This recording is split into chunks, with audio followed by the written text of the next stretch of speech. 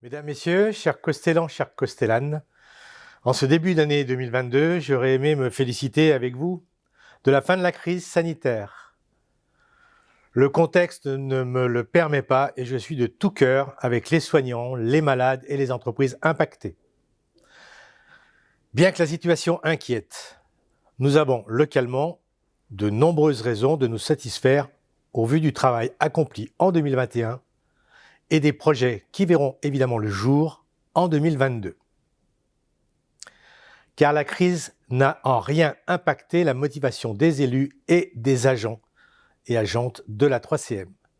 Je les remercie de tout cœur de leur engagement à mes côtés pour faire de notre côtière un territoire attractif où il fait bon vivre.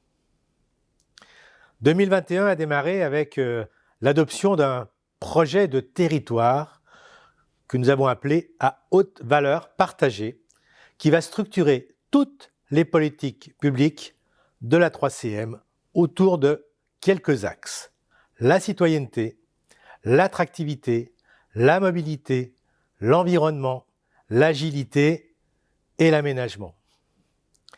En 2021, des projets se sont concrétisés dans quasiment toutes ces politiques publiques. Par exemple, concernant la citoyenneté, la Maison France Service de la Côtière a vu le jour au rez-de-chaussée du siège de la 3CM. Ce service communautaire, soutenu par l'État, permet à tous d'accéder à de nombreux services administratifs et de lutter contre la fracture numérique. En matière d'attractivité, nous avons particulièrement mis l'accent sur le tourisme de proximité, avec l'ouverture du nouvel office de tourisme qui s'appelle le Costellan et qui a été installé au sein de la gare de Montluel. S'ajoute à cela la mise en œuvre d'une programmation adaptée pour tous les publics dans cet espace. Concernant la mobilité, nous avons ajouté au service de transport à la demande une ligne régulière que nous avons là encore appelée la Costellane, qui vous permet de relier tous les pôles d'activité de notre territoire. Nous avons également aménagé un 3e parking de covoiturage à Ballon et également le parking du lycée de la Côtière, qui a été totalement revu et corrigé afin de sécuriser les déplacements des lycéens et organiser les trafics des bus et des véhicules légers. La rue des Chartinières, vous avez dû le constater aussi, que nous avons aménagée avec une voie cyclable et une voie piétonne qui ont nécessité de nombreux travaux, importants travaux pour le franchissement de l'autoroute.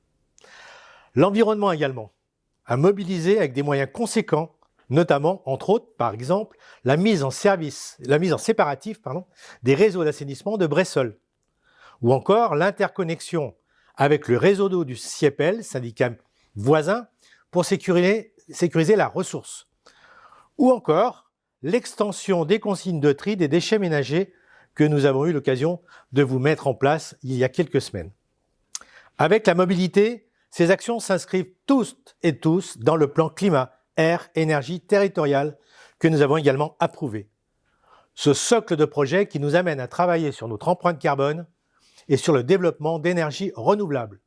Car l'enjeu, c'est de réussir la transition écologique de notre territoire pour garantir à ses habitants, pour vous garantir une qualité de vie optimale, mais aussi pour préserver nos ressources, notre eau, notre faune, notre flore, nos paysages. Voilà, vous l'aurez compris, tous ces grands projets ne peuvent se faire évidemment qu'à une échelle beaucoup plus globale. C'est l'échelle de l'intercommunalité, c'est celle de la 3CM, qui n'est pas toujours la plus connue. C'est pourquoi nous avons apporté un soin tout particulier à vous faire connaître nos actions par des communications visuelles. De nombreuses publications, comme l'Écho, dans lequel d'ailleurs vous avez pu découvrir que nous avons mis aux dernières éditions un petit fascicule sur l'ensemble des services de l'intercommunalité, ou encore avec notre application mobile 3CM et moi, que je vous engage à télécharger sur votre smartphone. En 2022, évidemment en attendant le prochain vote de notre budget, je peux d'ores et déjà vous annoncer quelques projets déjà significatifs pour notre territoire. En matière d'aménagement, par exemple, nous allons livrer le nouveau pôle sportif qui est attendu en fin d'année sur la zone Cap & Co. Je rappelle que cet équipement doit accueillir la gymnastique, la boxe, le judo et le karaté, avec des installations aux normes qui permettront à ces disciplines de se déployer. Il y a également la réalisation d'une aire de grand passage, destinée bien sûr, comme vous le savez tous, aux gens du voyage. C'est un travail collaboratif que nous avons fait avec la CCMP pour répondre à nos obligations légales. L'ouverture est annoncée en mai 2022 et elle devrait enfin nous permettre de pallier aux trop nombreuses installations illicites que nous vivons depuis de nombreuses années.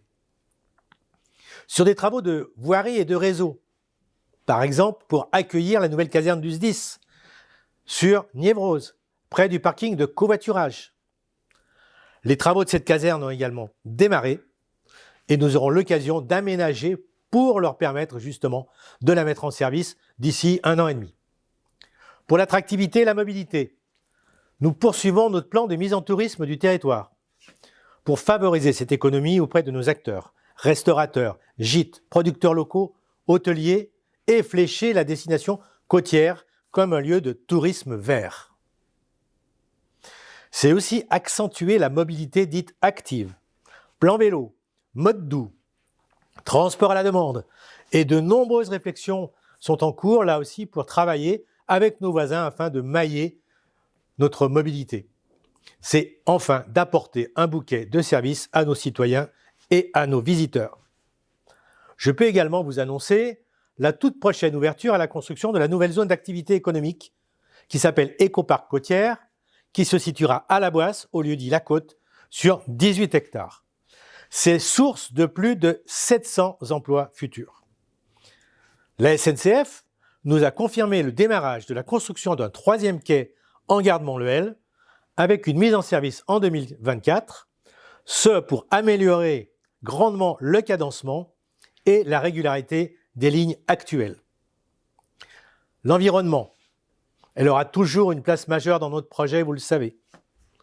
Aujourd'hui, avec une approche volontaire sur la qualité de l'air, dans un contexte de PPA, qui veut dire projet de protection de l'air, avec les ambitions également de la métropole de Lyon, qui engage une stratégie de zone à faible émission de CO2. Nous, territoires voisins, devrons donc prendre en compte cette évolution, qui aura des conséquences sur l'accès des véhicules dits polluants sur la métropole. On a également un programme de renouvellement et de développement de nos réseaux en eau potable pour améliorer le rendement et éviter la perte inutile de cette précieuse ressource dans la nature, c'est-à-dire des fuites, et en même temps garantir sa qualité. C'est aussi avec la poursuite de nos investissements sur les réseaux d'assainissement. C'est un sujet capital, tant la réglementation et les normes s'imposent aujourd'hui à nous. Voilà, vous l'aurez compris, tous ces sujets représentent plusieurs millions d'euros annuels, dont le bien fondé est de vous assurer pérennité et sécurité dans ce grand cycle de l'eau. Certains projets suivront leur cours, d'autres naîtront sans doute de la richesse de nos échanges futurs. Donc tous aboutiront en tout cas pour faire de la 3CM un territoire dont nous serons encore plus fiers. Continuons ensemble à innover en ce sens. Mais avant de conclure, j'ai une pensée toute particulière pour celles et ceux que cette crise sanitaire a emporté malheureusement. Et j'adresse un message de soutien à leurs proches dans cette douloureuse épreuve. Gardons l'espoir. C'est pour ça que je vous souhaite à toutes et à tous une année 2022 placée sous le signe de la santé et de la sérénité dont nous avons tous besoin. Merci beaucoup et à très bientôt.